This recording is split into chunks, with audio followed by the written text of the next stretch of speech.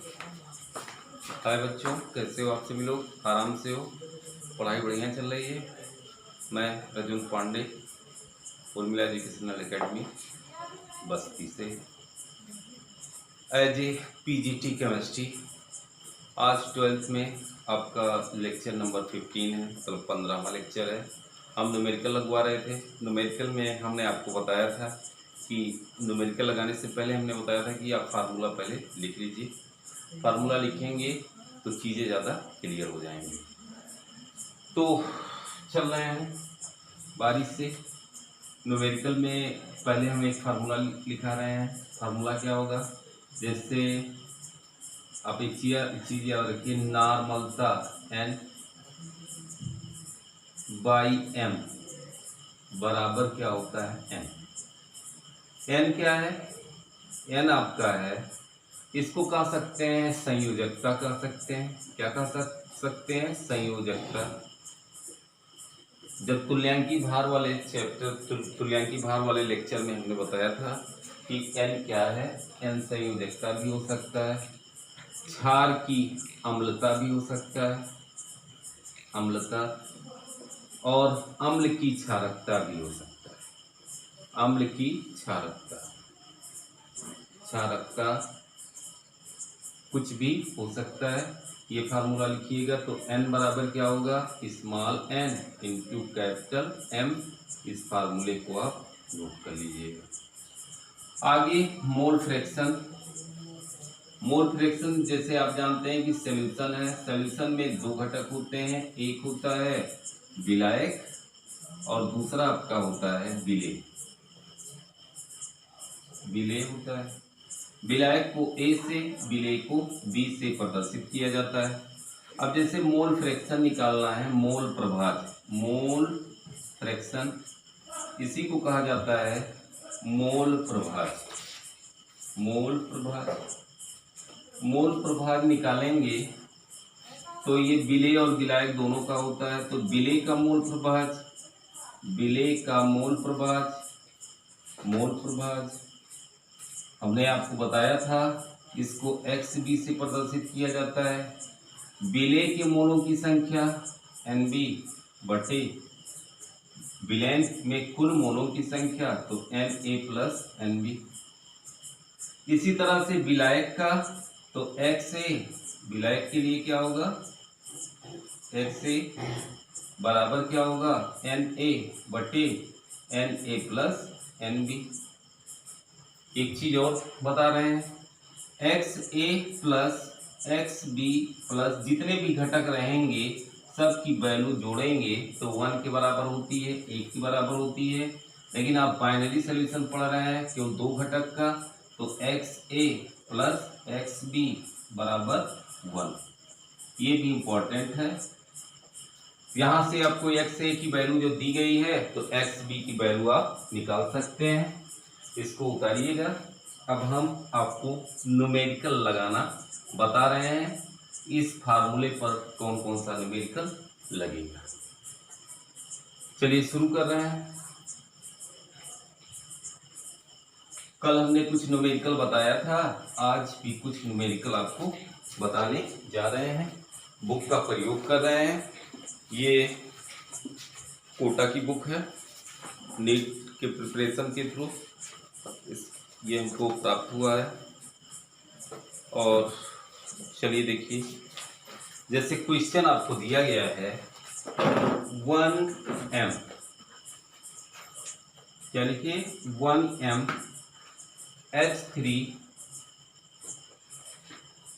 1m H2SO4 विलयन की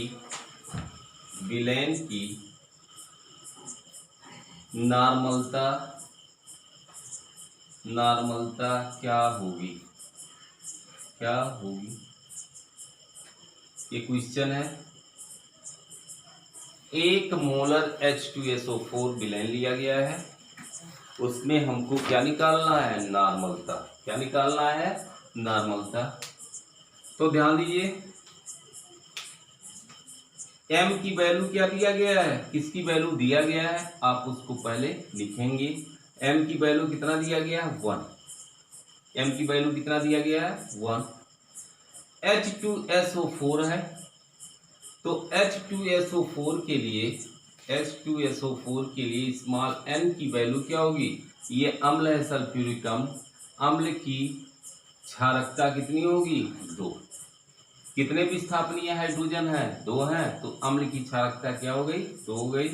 तो आप फार्मूला सीधे लिखेंगे n बराबर स्मॉल m गुणे n, वैल्यू रखेंगे, तो वैल्यू जब रखेंगे तो m की वैल्यू क्या है 1 इंटू n की वैल्यू कितनी है 2 है, तो n बराबर क्या हो गया 2। कितना आया 2 है, बता दीजिए। नेक्स्ट क्वेश्चन है आपका, क्वेश्चन किसी भी बुक का हो सरल होता है, थोड़ा सा बुद्धि होना चाहिए आपके पास। एक मैं आपको क्वेश्चन दे रहा हूं 0.2 क्वेश्चन है आपका, आप सॉल्व करेंगे। 0.2 Na2CO3 विलेन की मोलरता क्या होगी। आप इसको लगाएंगे, ये क्वेश्चन हमने आपको दिया है, उतार लीजिए क्वेश्चन को। हो गया बेटा, इसको चलो लगाओ जल्दी। इस क्वेश्चन को लगाइएगा और कमेंट सेक्शन में आंसर भेजिएगा। अगला क्वेश्चन,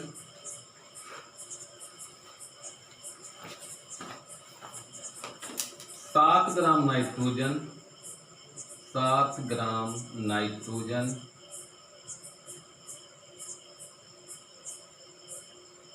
तथा 8 ग्राम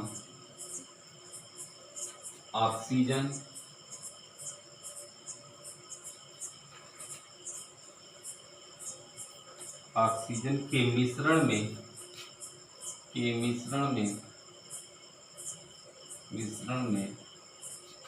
ऑक्सीजन का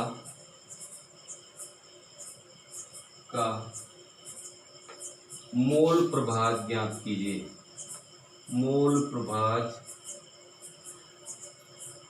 कीजिए। क्वेश्चन है, लगाइए। 1 मिनट का टाइम आपको दे रहे हैं, लगाइए जल्दी। ये क्वेश्चन कैसे लगेगा, ऑक्सीजन के मिश्रण है, 7 ग्राम नाइट्रोजन है और 8 ग्राम ऑक्सीजन है, तो ऑक्सीजन का मोल प्रभाव ज्ञात कीजिए। बोलो। जैसे ये दोनों अगर हैं एक साथ, तो इसमें कौन सॉल्वेंट होगा कौन सोल्यूट होगा, तो ये सॉल्यूट हो जाएगा, ये सॉल्वेंट हो जाएगा। तो ऑक्सीजन का मोल प्रभाव आप लिखेंगे XO2 लिख सकते हैं, बराबर क्या होगा ऑक्सीजन के मोलों की संख्या NB कर लीजिए या Na बटे Na प्लस NB। हमको Na और NB की वैल्यू निकालनी है, तो Na बराबर क्या होगा WA बटे MA और NB की वैल्यू क्या होती है WB बटे MB। नाइट्रोजन को ऑक्सीजन का भार कितना है 8 बटे इसका अणुभार 16 O2 के रूप में होता है, तो ये क्या हो जाएगा 2 गुणे 16 बराबर 32, और नाइट्रोजन का क्या होगा 2 गुणे 14 बराबर 28, तो ये हो गया 32। 8 एकम 8 चौक 32, तो 1 बटे 4 आया, और इसका क्या हो जाएगा 7 बटे 28 बराबर 7 चौक 28, 1/4 दिया है। मतलब इसके मिश्रण में और भी चीजें मिली। तो सीधे फार्मूले पे रखेंगे Na की वैल्यू क्या है 1/4 प्लस 1/4 बराबर 1/4/2/4। 4 से 4 कैंसिल हो गया, बराबर क्या आया 1/2 या 0.5। कितना आया 0.5। उतार लीजिए जो भी है। 10% W/V, 10% W/V H2SO4 की मोलरता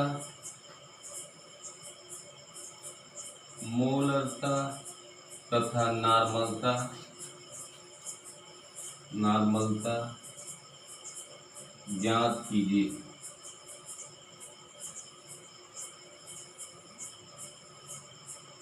ये क्वेश्चन है, बढ़िया क्वेश्चन है। जैसे 10% W/V विलेन है, H2SO4 का विलेन है, H2SO4 के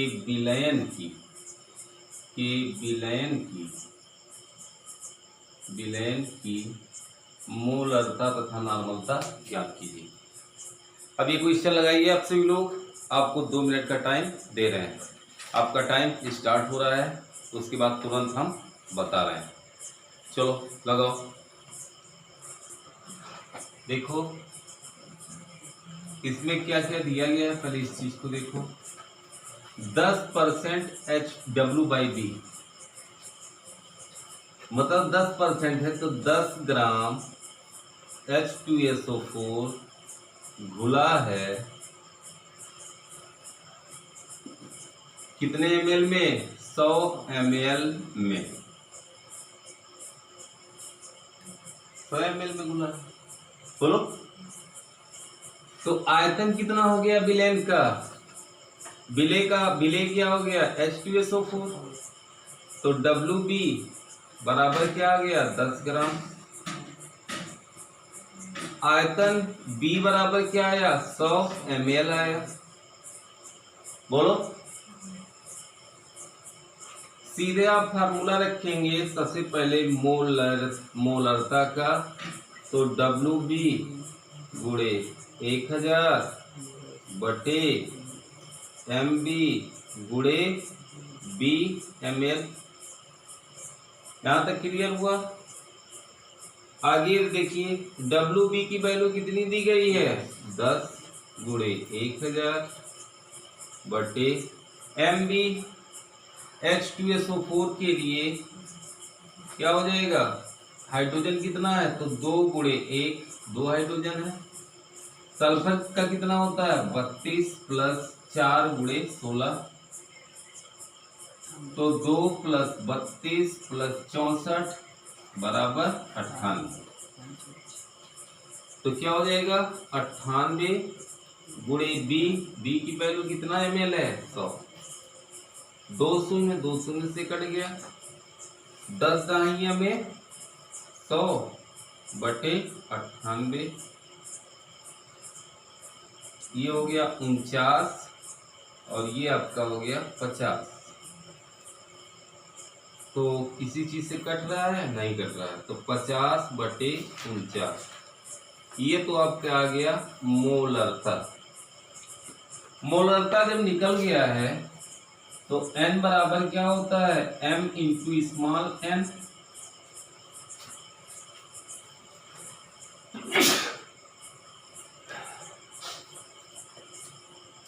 तो n बराबर क्या होगा, m की वैल्यू क्या है 50 बटे 49 गुणे n की वैल्यू क्या होगी 2।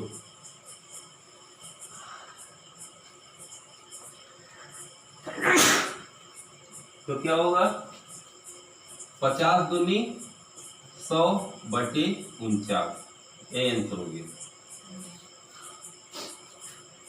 अब आप सभी लोग लगाइएगा, जो नहीं आएगा उसको पूछिएगा, हम अपलोड करते रहेंगे।